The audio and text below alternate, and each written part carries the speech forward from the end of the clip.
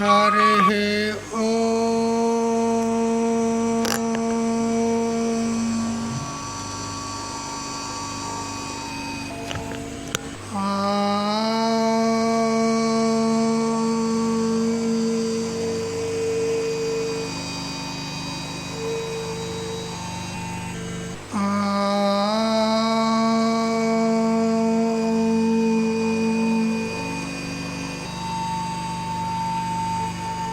కృష్ణం కమలపత్రాక్షం పుణ్యశ్రవణకీర్తనం వాసుదేవం జగద్యోనిం నౌమి నారాయణం హరిం. శంకరం శంకరాచార్యం కేశవం బాదరాయణం సూత్రభాష్యకృతౌ వందే భగవంతౌ పునః పునః. ఈశ్వరో గురురాత్మేతి మూర్తిభేదవిభాగినే వ్యోమవద్వ్యాప్తదేహాయ దక్షిణామూర్తయే నమః. యుక్తాహార విహారాయ వివిక్తస్థలవాసినే మలయాళయతీంద్రాయ బ్రహ్మనిష్ఠాయతే నమః. గీతా భాగవతాద్వైత తత్వామృతస్వరూపిణే గండీక్షేత్ర నివాసాయ రామకృష్ణాయతే నమః. ఓం పూర్ణమదః పూర్ణమిదం పూర్ణాత్ పూర్ణముదచ్యతే పూర్ణస్య పూర్ణమాదాయ పూర్ణమేవావశిష్యతే. ఓం శాంతి శాంతి శాంతి. స్వాంత పరికల్పిత బ్రహ్మాండాంతర్వర్తి సకల చరాచర ప్రాణికోట్ల యొక్క అసత్ జడ దుఃఖ మోహాత్మకమైనటువంటి సకల ఉపాధుల కంటే విలక్షణమై సత్తు చిత్తు ఆనంద రూపం చేత స్వయం ప్రకాశమానమై వెలుగొందుచున్నటువంటి ప్రత్యేక అభిన్న పరమాత్మకు సాష్టాంగ ప్రణమిల్లుతూ ఆత్మీయులారా, శ్రీమద్ భగవద్గీత 15వ అధ్యాయము పురుషోత్తమ ప్రాప్తి యోగంలో క్రమంగా 3 శ్లోకాలు తెలుసుకున్నాం. ఇంత దగ్గర శ్రీ భగవంతుడు సంసారమును ఒక వృక్ష రూపం చేత రూపకం చేస్తూ సాధారణమైనటువంటి మనకు అనుభవంలో ఉన్నటువంటి వృక్షాల కంటే ఇది విలక్షణమైనటువంటి వృక్షము, దీని యొక్క వేర్లు పైకి ఉంటాయి, శాఖలు కిందికి ఉంటాయి అని రూపకం చేసి విస్తారంగా చెప్పి, అటువంటి సంసార వృక్షాన్ని మరి మనము దాన్ని నివృత్తి చేసుకోవాలంటే, దాన్ని తెగటార్చాలి అని అంటే అసంగము అనేటువంటి ఆయుధాన్ని చేపట్టాలి అన్నాడు. సంగము అంటే ఆసక్తి. ప్రపంచం నందు ఏ విషయాలకు సంబంధించినటువంటి కానీ ఏ వ్యక్తులకు సంబంధించినటువంటి కానీ ఆసక్తి ఉండకూడదు. ప్రాపంచిక విషయాలైతే 5 విషయాలు ఉంటాయి ప్రసిద్ధము. శబ్ద స్పర్శ రూప రస గంధ అనేటువంటి విషయాలు, వాటి యందు తగులుకొనరాదు. మరి మన పరివారంలో, మన చుట్టూ, మన సంఘంలో మనతో సంబంధపడి ఉన్నటువంటి పుత్ర మిత్ర కలత్ర ఎవరెవరు ఉన్నా కానీ వాటి యందు ఆసంగము పెట్టుకోరాదు. వ్యవహార పూర్తికి వారితోనే ప్రేమగా ఉండాలి.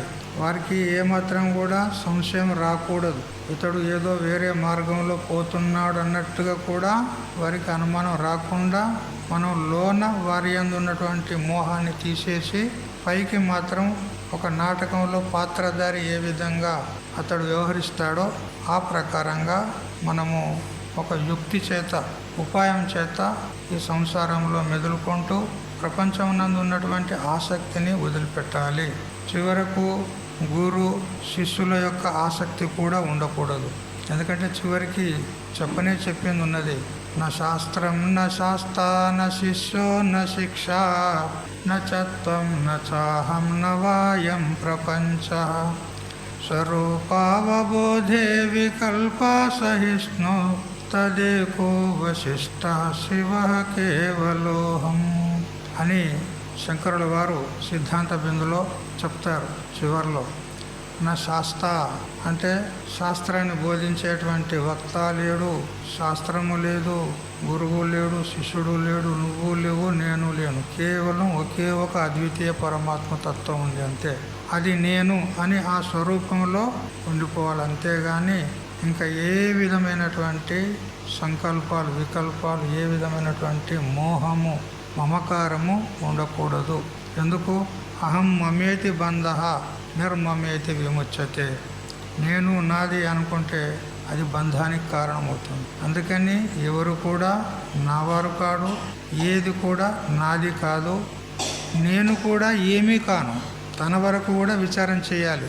నేను ఏదైతే ఉన్నానో, నేను ఒక మనిషినని, ఒక బ్రాహ్మణ, క్షత్రియ, వైశ్య, శూద్రాది వర్ణాలకు సంబంధించిన వాణ్ణి అని, లేదా ఆశ్రమాలకు సంబంధించినటువంటి వాణ్ణి అని, బ్రహ్మచర్య, గృహస్థ, వానప్రస్థ, సన్యాసం అనేటువంటి ఆశ్రమానికి సంబంధించిన వాణ్ణి అని కానీ ఏ విధమైనటువంటిది ఉండకూడదు. నేను ఏమీ కాదు, కేవలం సచ్చిదానంద స్వరూపాన్ని. ఈ స్థితిలో మనం ఉన్నట్లు. ఆ విధంగా ఉండి ఏ విధమైన ఆసక్తి లేకుండా ఉంటే అదే మోక్షం. మోక్షం అంటే ఏదే కాదు. అయితే ఈ విధంగా సంసారాన్ని ఛేదించాలి అసంగ శస్త్రం చేత అని చెప్పి, కేవలము మనకు ప్రతిబంధకంగా ఉన్నటువంటి ప్రపంచాన్ని నివృత్తి చేసుకోవడమే కాదు, ప్రపంచాన్ని మిథ్యాత్వ నిశ్చయం చేయడమే కాదు, మరియు పరమానంద ప్రాప్తి కూడా అవసరం. ఎందుకనంటే మోక్షంలో 2 అంశాలు చెప్పబడ్డాయి. సర్వదుఖాల యొక్క అత్యంత నివృత్తి, పరమానంద ప్రాప్తి అంటే మోక్షం. సరే, ఈ ప్రపంచము, ప్రపంచాంతర్గతమైనటువంటి ఆధ్యాత్మిక ఆది, భౌతిక ఆది, దైవిక ఆది దుఃఖాలను అన్నిటి నుంచి కూడా తొలగించుకొని వాటి నుంచి ముక్తులం అయినప్పటికీ కూడా అంతటితో మోక్షము పూర్తి కాలే. మరి పరమానంద ప్రాప్తి కూడా అవసరం. ఏ విధంగా ఒక ఆయనే అడవిలో కట్టెలు కొట్టుకున్నాడు, మోపు కట్టుకున్నాడు, మోయలేనంత మోపు నెత్తిలో పెట్టుకున్నాడు, వస్తూ ఉన్నాడు. గ్రామం చాలా దూరం ఉంది అడవికి. ఆ మోసుకొని వస్తూ ఉండగా ఆ మోత బరువుకు తాళలేక అతడు తప్పిస్తూ ఉన్నాడు. పైగా పైనుంచి మిట్ట మధ్యాహ్నం ఎండ, ఆ ఎండకు ఓర్చుకోలేకపోతున్నాడు. సగం దూరం దానికి వచ్చాడు. అంతలో ఒక వ్యక్తి ఎదురైతే, అయ్యా కొంచెం ఈ బరువు దించవా అని అడిగితే, ఒక చెట్టు కింద ఆ బరువుని దించితే ఆ చెట్టు నీడకు అతడు కాస్త సేద తీర్చుకున్నాడు.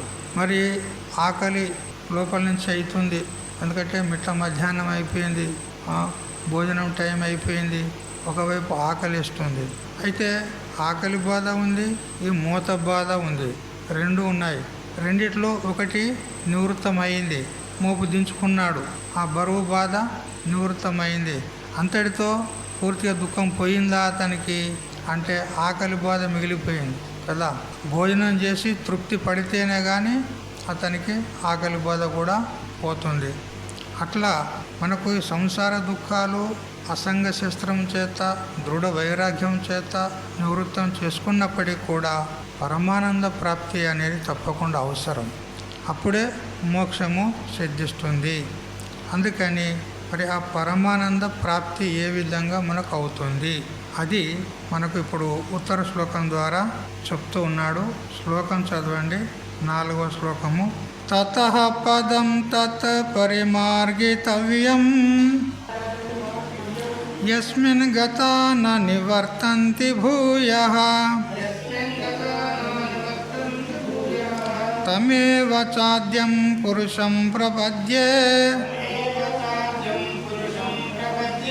యతః ప్రవృత్తి ప్రసృతా పురాణే. తతః అంటే పిమ్మట అని అర్థం. తర్వాత, దేని తర్వాత అంటే పూర్వ శ్లోకాల్లో మనం సంసారం యొక్క నిరూపణ చేస్తూ చివరికి ఏమని తెలుసుకున్నాము? అసంగ శస్త్రేణ దృఢేణ చిత్వ. అసంగం అనేటువంటి శస్త్రం చేత, దృఢ వైరాగ్యం అనేటువంటి శస్త్రం చేత ఈ సంసార వృక్షాన్ని ఛేదించాలి అన్నాడు. ఛేదించిన తర్వాత తతః ఆ పిమ్మట యస్మిన్ గతాః భూయః న నివర్తంతే. ఏ పదమును చేరుకున్న తర్వాత పురుషుడు మళ్ళీ తిరిగి రాడో అటువంటి పదమును మనము అన్వేషణ చెయ్యాలి అంటాడు. సాధారణంగా ఎవరైనా గ్రామానికో పట్టణానికో దూర ప్రయాణం చేసిన వాళ్ళు తిరిగి వస్తారా? రారా? తిరిగి వస్తారు. చివరికి బ్రహ్మాది లోకాల పర్యంతం వెళ్ళిన వాడు కూడా తిరిగి వస్తాడు, మళ్ళీ జన్మకు వస్తాడు. కానీ ఇది ఎటువంటి పదవి అని అంటే పోవడమే కానీ మళ్ళీ రావడం లేదు, మళ్ళీ తిరిగి రాడు, మళ్ళీ పునర్జన్మకు రాడు. అటువంటి ఏ పదం ఉన్నదో దాన్ని, ఆ స్థానాన్ని పరిమార్గితవ్యం, పరిమార్గణం, మృగ అన్వేషణ అంటే అన్వేషణం చేయాలి అంటాడు ఇక్కడ. అటువంటి పదాన్ని మనం అన్వేషణ చేయాలి. అన్వేషణ చేస్తున్నారు కదా సైంటిస్టులు మొదలైనటువంటి వాళ్ళు, గ్రహాంతరాల్లో అన్వేషణ చేస్తున్నారు. ఇంకా అనేక రకాలుగా ఏవేవో సైన్స్ పద్ధతిలో అన్వేషణ చేస్తూ ఉన్నారు. కానీ ఆ పదం యొక్క అన్వేషణ ఇది చాలా శ్రేష్టం కదా. ఈ అన్వేషణ చేసేటువంటి బుద్ధిని కూడా ఎవరైతే ప్రకాశిస్తున్నారో ఆ పదాన్ని అన్వేషణ చేయాలి కదా. మళ్ళీ తిరిగి రానటువంటి పదమును, స్థానాన్ని అన్వేషణ చెయ్యాలి. మరియు యతః ఎవని వల్ల పురాణి అంటే అనాది అయినటువంటి ఈ సంసారం యొక్క ప్రవృత్తి ఏదైతే ఉందో, ప్రసృత దేని నుండి అయితే ఈ సంసారం యొక్క ప్రవృత్తి విస్తరించిందో అట్టి తం ఆద్యం ఏవ ప్రపద్యే. అటువంటి ఆది అధిష్టానము మూలమైనటువంటి ఏ పదం ఉన్నదో దానికి మనము శరణాగతి కావాలి కదా. ఈ సంపూర్ణ జగత్తంతా కూడా దేని నుంచి నిసృతమైందో, దేని నుంచి వెలువడిందో దానికి శరణాగతి కావాలి మనం కదా. శృతులు చెప్తున్నాయి కదా, ఆత్మనః ఆకాశ సంభూత, ఆకాశాద్ వాయురగ్ని అగ్నిరాపః ద్వయ పృథివీ అని ఏదైతే ఆకాశాది క్రమ సృష్టి చెప్పిందో, లేదా మూడు భూతాల యొక్క సృష్టి చాందోగ్యాలు చెప్పింది, అగ్నిభూతము, జలభూతము, పృథ్వీభూతం, మూడు భూతాల యొక్క ఉత్పత్తి చెప్పింది ఉన్నది. వాయుభూతం, ఆకాశభూతం యొక్క ఉత్పత్తి చెప్పలే అక్కడ. చెప్పకున్నా కానీ తైత్తిరీయంలో చెప్పినటువంటి 5 భూతాల యొక్క ఉత్పత్తి అక్కడ కూడా సంగ్రహం చేసుకోవాలి. ఇది క్రమ సృష్టి అంటారు. ఒక్కోసారి తదైక్షత బహుశ్యాం ప్రజా ఏయా అని అంటూ సద్య సృష్టి చెప్పింది ఉన్నది. ఒకేసారి సృష్టి ఉత్పన్నమైంది, క్రమంగా కాలే. అనేక రకాలుగా చెప్పింది ఉన్నది సృష్టి యొక్క క్రమ. ఆ విధంగా ఎందుకు చెప్పింది శృతుల్లో? అనేక రకాలుగా ఏదైనా ఒకటి వస్తువు సత్యం ఉంటే అది ఒకే తిరిగి చెప్పాలి ఎవరైనా. కానీ అనేక రకాలుగా ఎందుకు చెప్పబడింది అని అంటే అది సత్యం కాదు. అందుకే ఈ అసత్యమైనటువంటి జగత్తు ఎక్కడి నుంచి నిసృతమవుతుందో ఆ మూలాన్ని మనము అన్వేషణ చేయాలి. అదెవరు? కేవలం ఆది పురుషుడు పరమాత్మ. ఆ పరమాత్మను అన్వేషణ చేయాలి అని ఈ శ్లోకం యొక్క అర్థం తెలుసుకున్నాము. దీని మీద మహాత్ములు చెప్తూ ఉన్నారు చాలా అద్భుతంగా. తతః అంటే తర్వాత అన్వేషణ చేయాలి. దేని తర్వాత అంటే ఇంత పూర్వం మనం చెప్పుకున్నటువంటి అశ్వత్థ వృక్షం యొక్క ఛేదనం జరిగిన తర్వాత, అసంగ శస్త్రం చేత అశ్వత్థ వృక్షాన్ని ఛేదించిన తర్వాత ఏం చేయాలి? గురుం ఉపసృత్య, గురుదేవుణ్ణి ఆశ్రయించాలి కదా. ఆ పరమాత్మ యొక్క తత్వం మనకు తెలియాలంటే స్వతంత్రంగా విచారం చేస్తే మనకు తెలియదు. ఎందుకంటే అది గోప్యమైనటువంటి తత్వం ఉన్నది, గుహ్యమైనటువంటి రహస్యం ఉన్నది. అది అటువంటి రహస్య తత్వాన్ని మనకు బోధించాలంటే గురుదేవుణ్ణి శరణాగతి కావాలి. గురుం ఉపసృత్య తతః అశ్వత్థాత్ ఊర్ధ్వం వ్యవస్థితం తద్వైష్ణవం పదం. చూడు, ఈ అశ్వత్థ వృక్షానికి కూడా మూలం ఏదైతే ఉందో, దీనికంటే కూడా పైన ఏదైతే ఉందో అటువంటి వైష్ణవ పదం. వైష్ణవ పదం అని అంటే విష్ణు యొక్క పదం కాదు ఇక్కడ. విష్ణువు అంటే చతుర్భుజ నారాయణుడు కాదు ఇక్కడ. విష్ణు వ్యాపనే, వ్యాపకమైనటువంటి పరబ్రహ్మతత్వం, దానికి విష్ణు అంటారు. ఆ విష్ణు పదం ఏదైతే ఉందో దాన్ని విచారణ చేయాలి. ఎలా విచారణ చేయాలి అంటే మనకు గురువు అవసరమైతే ఉంది. శ్రోత్రియుడు బ్రహ్మనిష్ఠుడైనటువంటి గురువు యొక్క అపేక్ష అత్యవసరం ఉంది. మరియు శాస్త్రం కూడా మనకు ప్రమాణం ఉన్నది. శాస్త్రాన్ని ఆధారంగా చేసుకొని విచారం చేయాలి. ఏదో మౌఖికంగా విచారం చేయడం కాదు. మౌఖికంగా విచారం చేస్తే, శాస్త్రాన్ని ఆధారంగా చేసుకోకపోతే మన బుద్ధి సరి అయినటువంటి మార్గంలో పోదు. ఎందుకంటే బుద్ధిగత దోషాలు ఉంటాయి. భ్రమ, ప్రమాద, విప్రలిప్స, కరుణ, అపాటవం అని 4 దోషాలు ఉంటాయి. అందుకని బుద్ధిగత దోషాలు ఉంటాయి కాబట్టి కేవలం బుద్ధిని నమ్ముకోవద్దు ఎప్పుడు కూడా. మా గురువు గారు ఉన్నారు, నేనున్నాను, వారు చెప్పిందే వేదము అని నమ్మడంలో తప్పు లేదు, విశ్వాసం పెట్టడంలో తప్పు లేదు. గురువు ముందు విశ్వాసం ఉండాలి, కానీ దానికి ప్రమాణం కూడా అవసరం కదా. గురువు గారు చెప్తున్నారు, దానికి ప్రమాణం ఏమిటి అడుగుతావా లేదా కదా. ఇప్పుడు ఈ ఇల్లు నాది, ఈ ఆశ్రమం నాది అని ఒకవేళ ఎవరైనా వచ్చి అన్నారనుకో, అప్పుడు మీరేమంటారు? నీది అనడానికి ప్రమాణం ఏమిటి చెప్పు. నీది అనడానికి ప్రమాణం ఉండాలనా లేదా? అప్పుడేం చూపెట్టాలి? కాగితాలు చూపెట్టాలి, అవునా లేదా? ప్రమాణం అవసరం ఉంది. కేవలం నాది అన్నంత మాత్రాన నీది కాదు, అది ప్రమాణం ఉండాలి. అట్లా ఇక్కడ కూడా మనకు గురువు బోధిస్తున్నాడు, కానీ దానికి ప్రమాణం కూడా అవసరం ఉన్నది. తస్మాత్ శాస్త్రం ప్రమాణంతే కార్యకార్య వ్యవస్థితో. మనకు ఇక్కడే 16వ అధ్యాయంలో చెప్తాడు చివరిలో. మనకు ఏది చేయాలో ఏది చేయకూడదో దానికి శాస్త్రమే ప్రమాణం. శాస్త్రాన్ని ఆధారంగా చేసుకొని చింతన చేయాలి. శాస్త్రమే అంత ప్రమాణం ఎందుకు అంటే, శాస్త్రము ఈశ్వర నిర్మితం. ఈశ్వరునికి బుద్ధి లేదు, అతనిలో దోషాలు లేవు. ఎందుకు? బుద్ధి లేదు అతనికి. బుద్ధి మనిషికి ఉన్నది, బుద్ధిలో దోషాలు ఉంటాయి. కానీ ఈశ్వరునికి బుద్ధి కాదు, ఉపాధి మాయ ఉన్నది కదా. మాయా ఉపాధి శుద్ధం ఉంటుంది కాబట్టి, ఆ శుద్ధమైనటువంటి మాయలో, సత్వ ప్రధానమైనటువంటి మాయలో ఏ దోషాలు ఉండవు కాబట్టి, నిర్దుష్టమైనటువంటి ఉపాధి కలిగిన వాడు ఈశ్వరుడు కాబట్టి అతడు చెప్పింది కూడా నిర్దుష్టం ఉంటుంది. అస్య మహతోభూతస్య నిశ్వసితమేత దృగ్వేదాదేహే అని చెప్పిన ప్రకారంగా ఈ 4 వేదాలు ఈశ్వరుని యొక్క ముఖార విందం నుండి వెలువడినవి కాబట్టి, ఆ ఈశ్వర ప్రణీతమైనటువంటి 4 వేదాలు నిర్దుష్టములు, ఏ విధమైన దోషం లేదు అక్కడ. అందుకని ఆ నిర్దుష్టమైనటువంటి శాస్త్రాన్ని మనం ముందు పెట్టుకొని, శాస్త్రం చెప్పిన ప్రకారంగా విచారం చేసి మన అనుభవానికి టాలీ చేసుకోవాలి. శాస్త్రం చెప్పిన ప్రకారంగా మన అనుభవం ఉందా లేదా. అనుభవానికి విరోధంగా చెప్తే ఒప్పుకునేది లేదు. అనుభవానుసారంగా ఉంటుంది ఎప్పుడు కూడా వేదం. అనుభవానికి విరోధంగా ఎప్పుడు ఉండదు. ఒకవేళ చెప్పేవారు కొంచెం పక్కకు జరిగి విరోధంగా చెప్తే అది ప్రామాణికం కాదు. ఎందుకంటే వేదం నుంచి వైదొలిగినాడు అతడు. అట్లాంటి శాస్త్రకర్తలు ఎంతోమంది ఉన్నారు. సాంఖ్యులు, యోగులు, నైయాయికులు, వైశేషికులు, పూర్వమీమాంసకులు. వాళ్ళు కూడా వేదాన్ని ప్రమాణంగా తీసుకుంటారు, కానీ వాళ్ళ బుద్ధిని అందులో చూపించి అన్యతా ప్రకారంగా తాత్పర్యం తీశారు.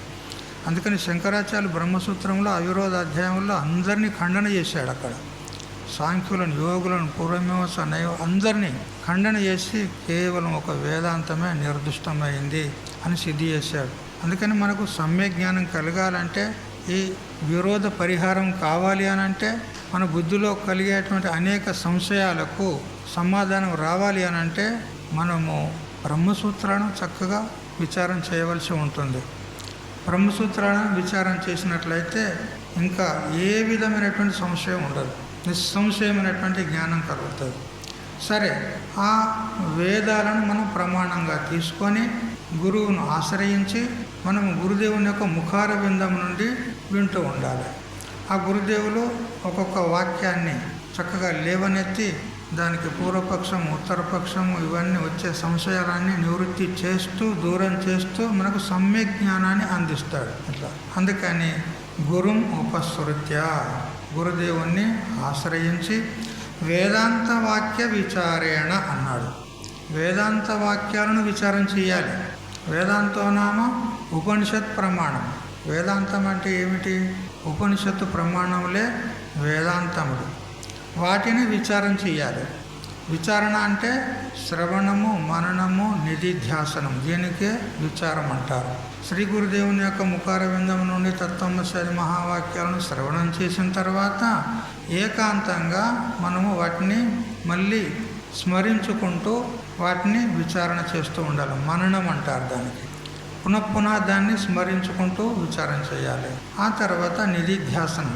ఏ వస్తువు గురించి అయితే చెప్పినాడో గురుదేవుడు, ఆ వస్తువు పట్ల మన యొక్క నిశ్చయాన్ని చేసుకోవాలి. నిధిధ్యాసనం అంటారు దానికి. అనాత్మక వృత్తులను త్యాగం చేసి ఆత్మాకార వృత్తుల యొక్క స్థితి, దానికి నిధిధ్యాసనం అంటారు. ఆ విధంగా విచారం చేసినట్లయితే మనకు ఆ సంసార వృక్షానికి ఆది మూలం ఏ పరబ్రహ్మ తత్వం ఉన్నదో అది మనకు తెలుస్తుంది. అటువంటి తత్వాన్ని పరిమార్గితవ్యం అన్నాడు. దాన్ని అన్వేషణ చేయాలి. స్వతంత్రంగా కాకుండా గురు శాస్త్రాలను ఆశ్రయించుకొని అన్వేషణ చేయాలి కదా. మనకు తెలియనటువంటి గ్రామానికి పోవాలంటే అలా బయలుదేరిపోతే ఎక్కడో పోతాం, మనకు దారి తెలియదు కదా. మనకు ఆ గ్రామం యొక్క దారి తెలియదు. కొత్త గ్రామానికి పోతున్నాం, మరి బయలుదేరిపోతున్నామంటే ఎటు పోతాము తెలుసుకోవాలనా లేదా? తెలిసిన వారిని అడగాలి, విచారణ చేయాలి, తెలుసుకొని సరియైన మార్గం గుండా మనం బయలుదేరిపోతూ ఉంటాం. అదేవిధంగా మరి మన స్వరూపం కూడా ఏదైతే ఉందో ఇది చాలా గుహ్యం ఉన్నది కాబట్టి, పంచకోశాలలో నిహితమై ఉన్నది కాబట్టి దాన్ని గురువుల ద్వారా మనం తెలుసుకోవాల్సి ఉంటుంది. మార్గయితవ్యం, అన్వేష్టవ్యం, అన్వేషణ చెయ్యాలి. దానికి కూడా ప్రమాణం ఉన్నది. సహ అన్వేష్టవ్య స విజిజ్ఞాసితవ్య అని శృతి మాత్రం చెప్తోంది. ఆ పరమాత్మనే అన్వేషించదగింది, అదే జిజ్ఞాస చేయదగింది, అదే దర్శించదగింది, అదే సాక్షాత్కరించుకునదగింది. ఆత్మావారే ద్రష్టవ్య అని చెప్పింది. అందుకని ఆ పరబ్రహ్మతత్వాన్ని మనం అన్వేషణ చేయాలి అని ఈ విధంగా శృతిమాత కూడా చెప్తుంది. తత్పదం, ఆ పరమాత్మ పదం ఏదైతే ఉన్నదో, ఆ స్థానం ఏదైతే ఉందో అది శ్రవణాదిన జ్ఞాతవ్యం. అది ఎలా మనకు దొరుకుతుంది, ఎలా ప్రాప్తమవుతుంది అని అంటే శ్రవణాదుల చేత ప్రాప్తమవుతుంది. శ్రవణం చెయ్యాలి, గత్యంతరం లేదు.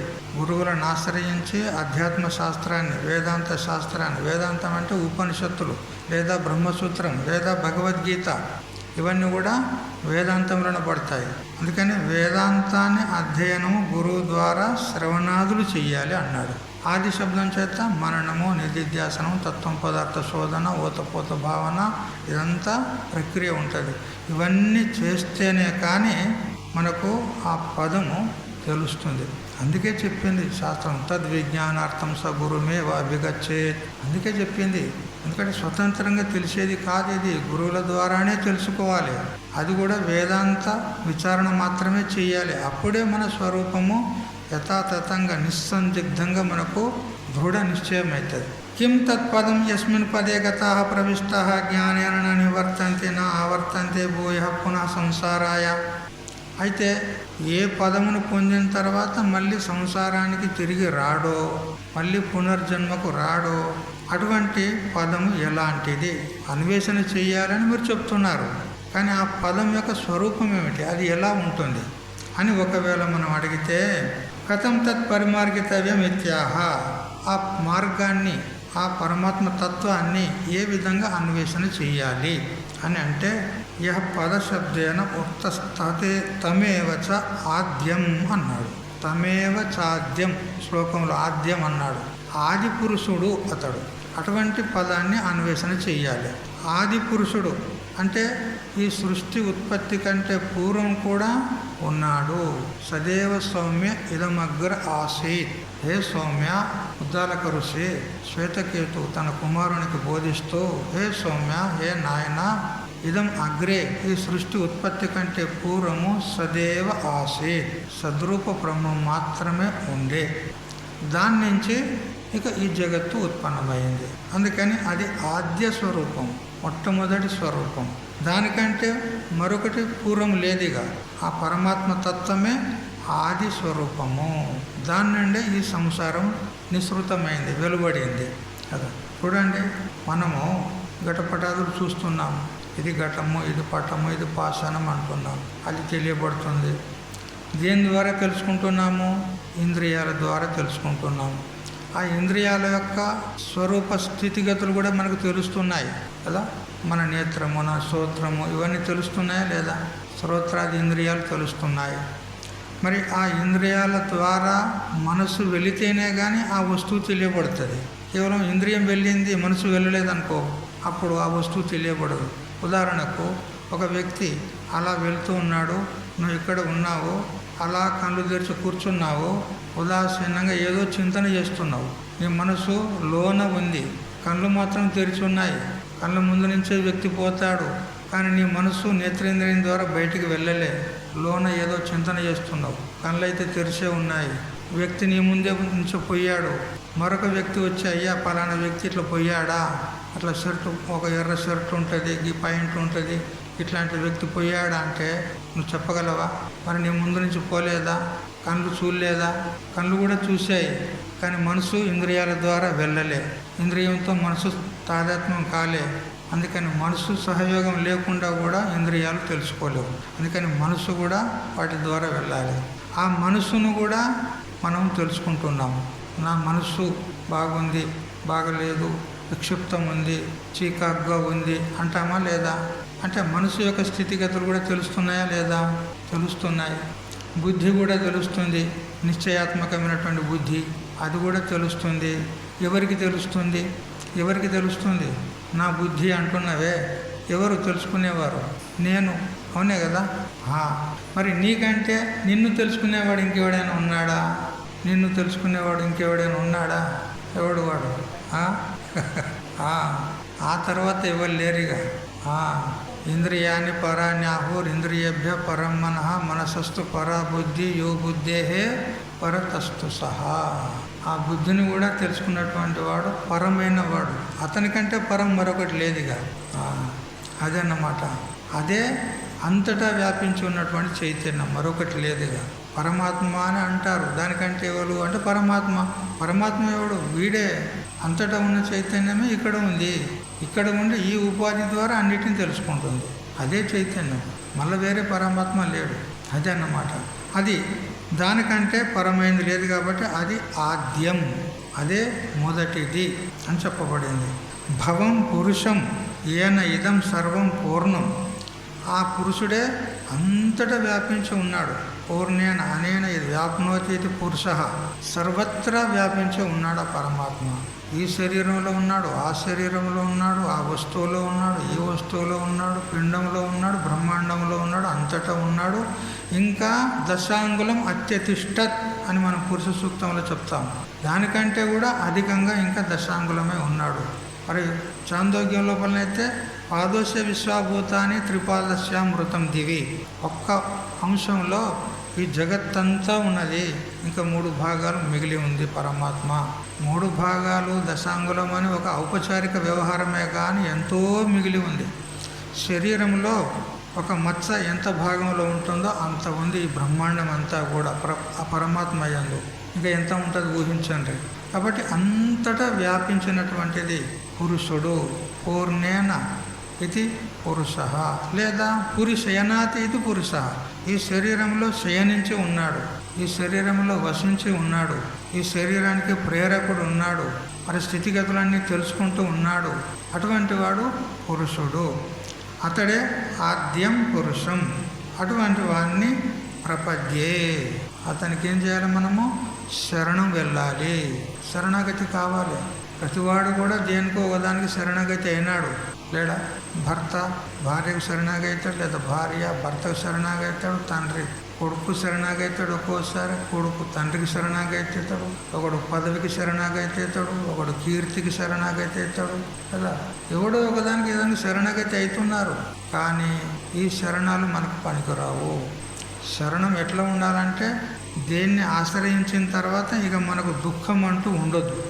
అది ఆశ్రయం, అది శరణాగతి. శీర్యంతే సర్వాణి దుఃఖాన్ని ఎత్ర తత్ శరణం.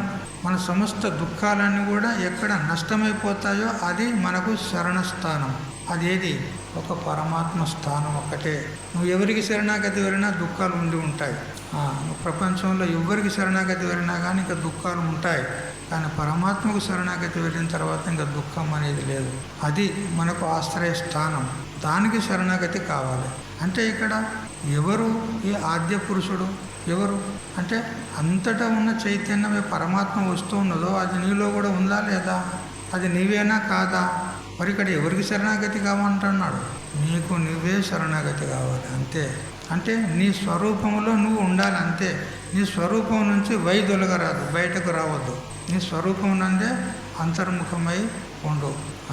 ఆచార్యులు చెప్పిన ప్రకారంగా తదేకో వశిష్ట శివ కేవలోహం.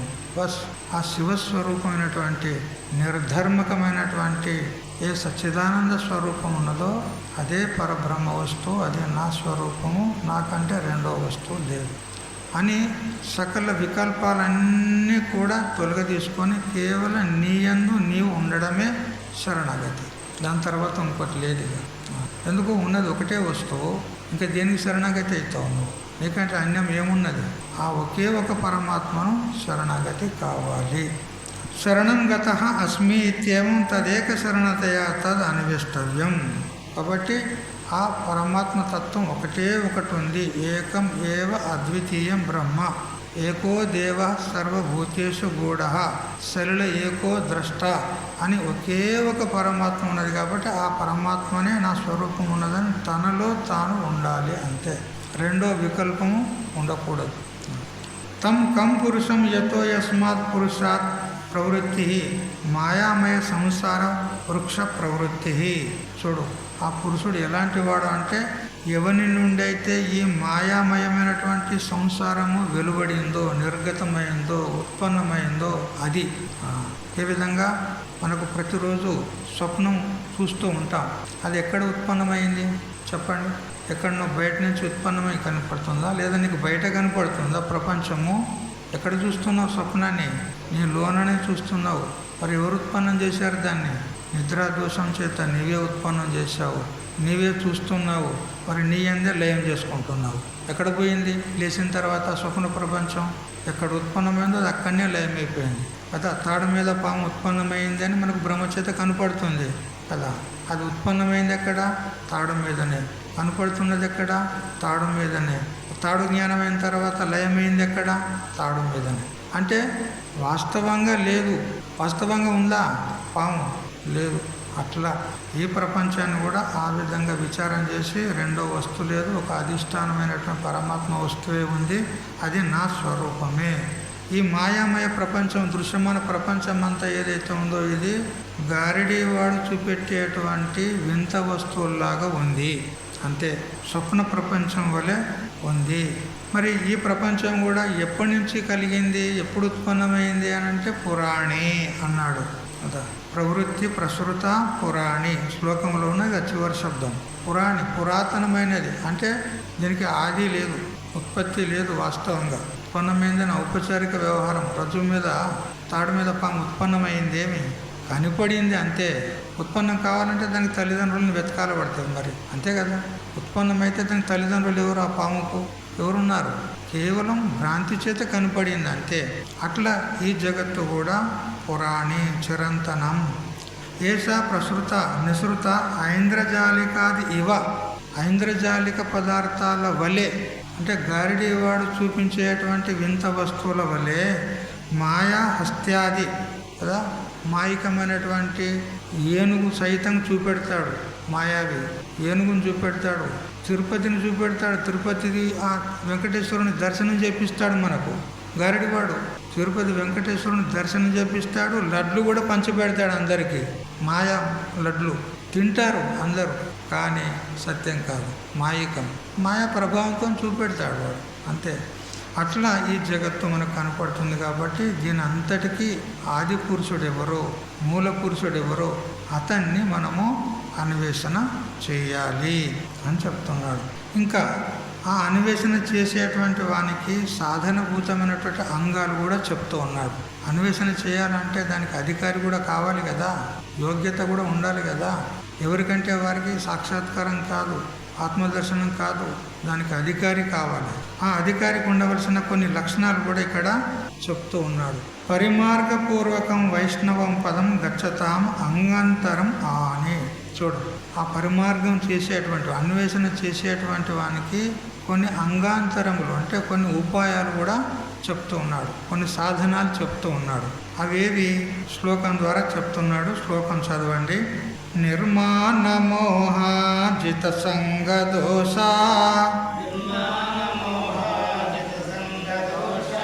అధ్యాత్మ నిత్యా వినివృత్త కామా ద్వంద్వ ద్వంద్వైర్విముక్తాః సుఖదుఃఖసంగైర్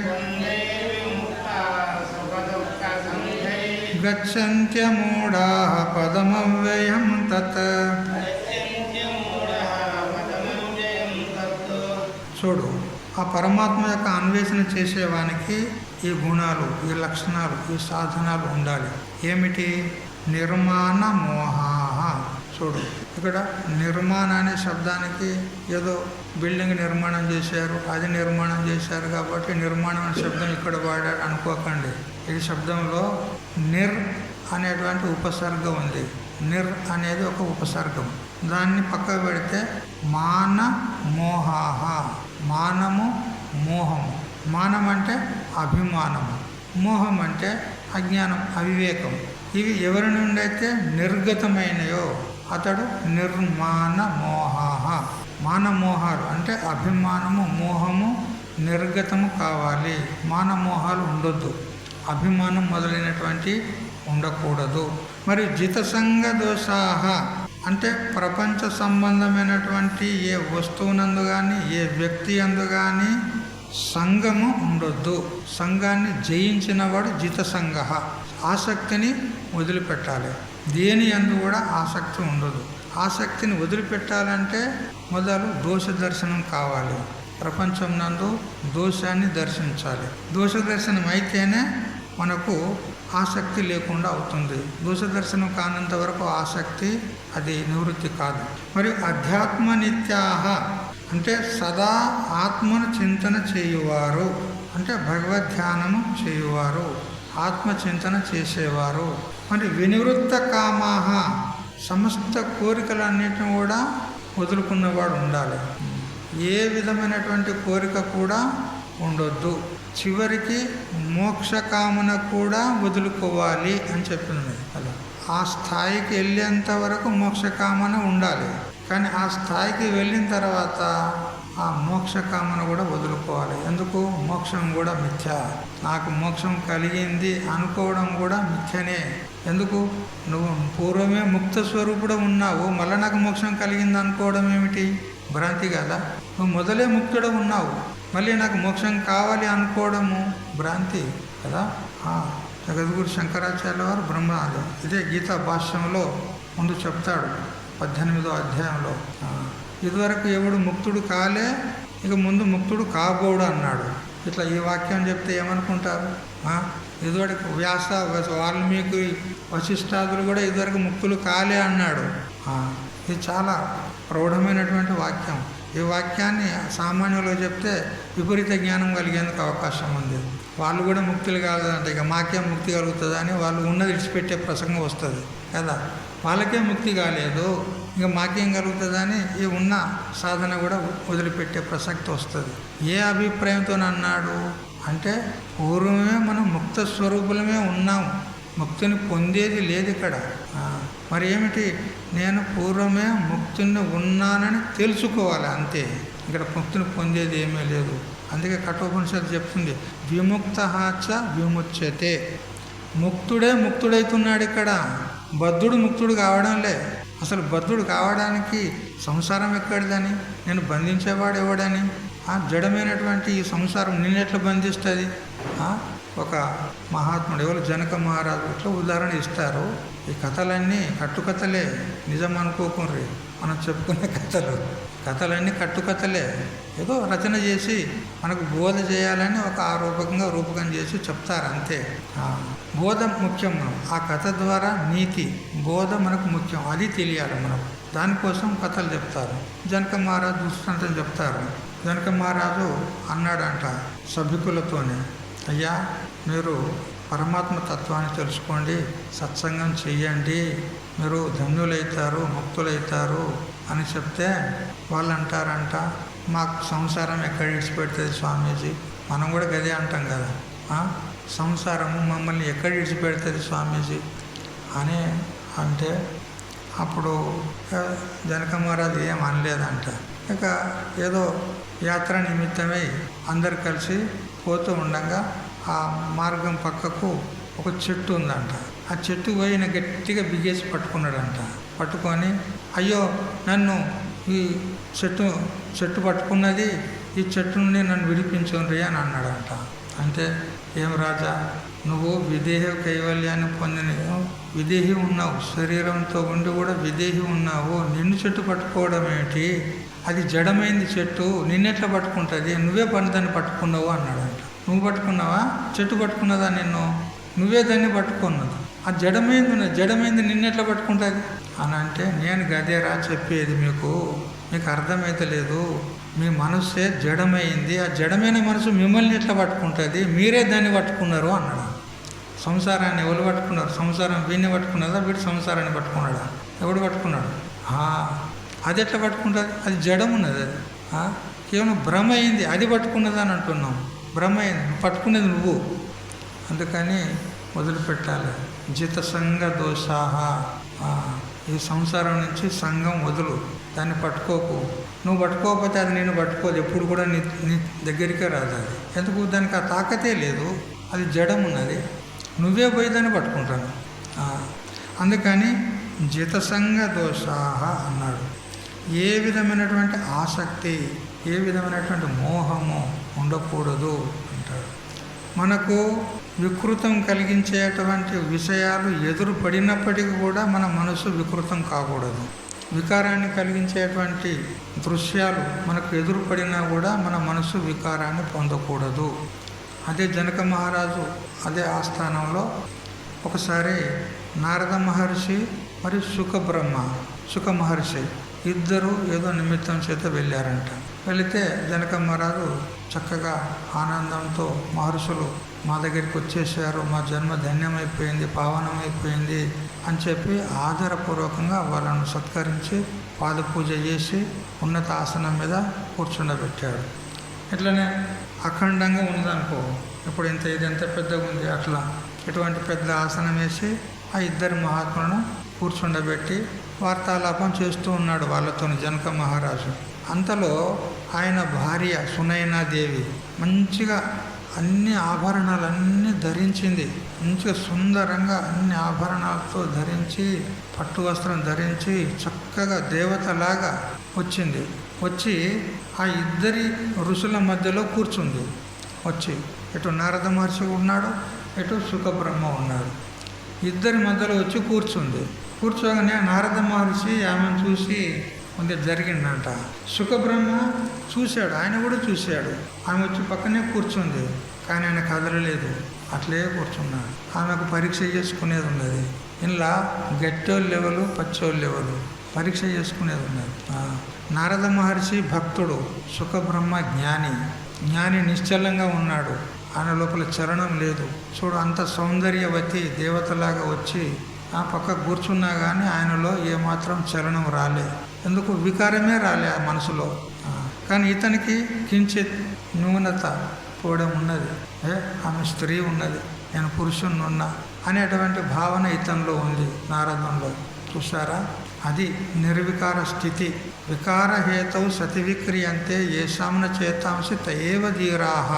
మన మనస్సును విచలితం చేసేటువంటి విషయాలు ఎదురుపడినప్పటికీ కూడా మన మనసు చలించకుండా నిశ్చలంగా ఉంటే అతడే ధీరపురుషుడు, అతడే అసంగుడు, అతడే అనాసక్తుడు, అతడే వైరాగి. ఆ విధంగా ఉండాలి. చూసారా, అతడే జితసంగ, సంఘాన్ని జయించినటువంటి వాడవుతాడు. సమస్త ఆసక్తి దోషములను విడిచినవాడు. అధ్యాత్మ నిత్యాహ అంటే ఎల్లప్పుడూ భగవద్ధ్యానం చేసేటువంటి వాడు. వినివృత్త కామాహ కోరికలన్నిటి నుండి నివృత్తి గలవాడు. సుఖ దుఃఖ సంగై ద్వంద్వై విముక్తాహ. సుఖ దుఃఖ సంగముల చేత, సుఖము దుఃఖము ఇవి క్రమంగా వస్తూ ఉంటాయి, పోతూ ఉంటాయి కదా. సుఖస్యానంతరం దుఃఖం, దుఃఖస్యానంతరం సుఖం, చక్రమేవ పరివర్తైతే సుఖ దుఃఖే నిరంతరం కదా మహాభారతం చెప్తుంది. సుఖం తర్వాత దుఃఖం, దుఃఖం తర్వాత ఎప్పుడు సుఖం ఉండదు, ఎప్పుడు దుఃఖం ఉండదు. అవి వస్తూ ఉంటాయి, పోతూ ఉంటాయి. ఇవి ద్వంద్వ ధర్మాలు అంటారు వీటికి. అదేవిధంగా ఉపలక్షణంగా శీతము, ఉష్ణము, మానము, అపమానము, లాభము, నష్టము, జయము, అపజయము, ఆకలి, దప్పులు, ఈ విధమైనటువంటి ద్వంద్వ ధర్మాలు ఏవైతే ఉన్నాయో వీటన్నిటి నుంచి కూడా లెస్సగా విడువబడిన వాడై ఉండాలి. మరి అమూఢాహ అంటే అజ్ఞానం లేనటువంటి వాడై ఉండాలి. అవ్యయం అంటే నాశనం లేని తత్పదం, ఆ బ్రహ్మపదమును లేక భగవత్ స్థానాన్ని ఇటువంటి వాడు, ఈ లక్షణాలు కలిగినటువంటి వాడు గచ్చంతి అంటే పొందుతున్నారు అని శ్లోకార్థం. ఇక దాని వ్యాఖ్యానం రేపే తెలుసుకుందాం. హరి ఓం తత్సత్. ఓం సహనావతు సహనో భునక్తు సహ వీర్యం కరవావహై తేజస్వినావధీతమస్తు మా విద్విషావహై.